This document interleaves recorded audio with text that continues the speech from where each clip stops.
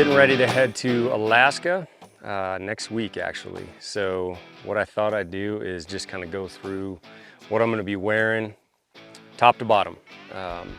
Obviously Alaska's got a lot of extreme conditions this time of year. We're going in September, so you can get a whole array of any kind of weather, high chance of rain, put it that way. So I'm going to start with the boots.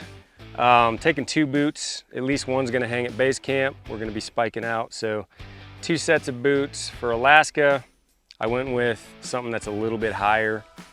So I've got these crispy Brickstall Mountain GTX, a little higher on the ankle than my Laponias or the Altitude, so I went with them. I've been running those a lot and really digging them.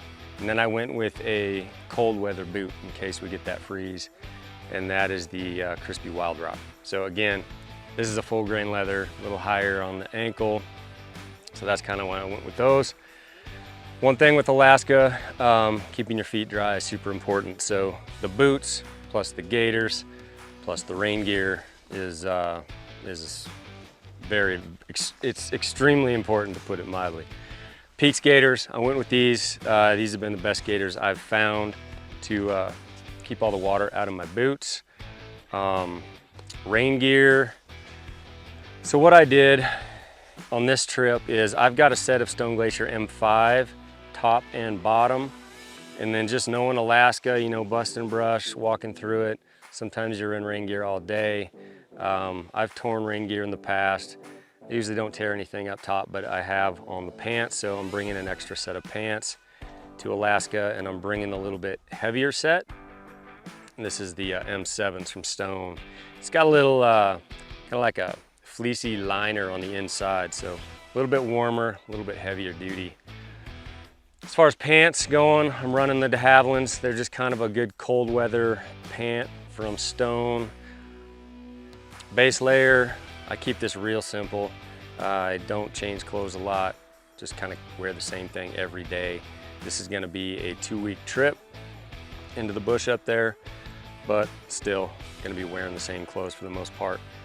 I got a, this is a Stone Glacier just merino base layer with a hood on it. Pretty much always have those on any trip.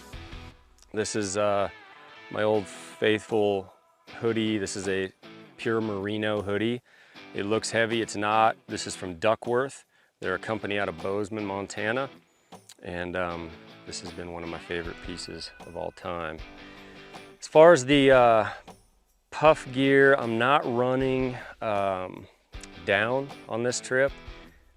We expect rain, we expect a lot of weather, high humidity. So I went with the Cirque jacket. It's a synthetic down, so you know, it's not gonna go flat in the rain. This is a piece that I wore in, I wear it in spring conditions or just where I'm gonna be in, you know, really wet conditions. As far as gloves go, Stone came out with some pretty good mitts and gloves last season. Big fan of these things. Been wearing the altimeters a lot. These things are extremely warm and extremely waterproof. I usually go with the mitts. It's got a down liner on the inside, and then it's got this shell here. So I'm gonna run those, and they're surprisingly lightweight.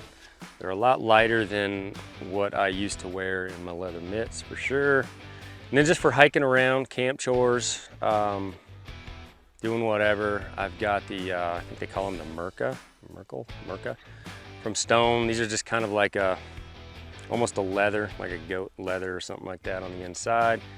Fairly tough. We're gonna be probably burning a lot of wood, camp chores, all that kind of stuff, and they're great for hiking with the trekkers. And then to top it off with the hat, this is, I just got this actually. It's a merino beanie from Peaks Equipment. And that's pretty much it, pretty simple. Like I said, I don't pack a whole lot of extra. You know, we try to keep these camps lightweight going in, and obviously this is gonna be a trip where we fly into, so I am bringing a couple extra things. Boots, I actually have a cot on this one, but as far as just the gear overall, what I'm gonna be wearing, this is it.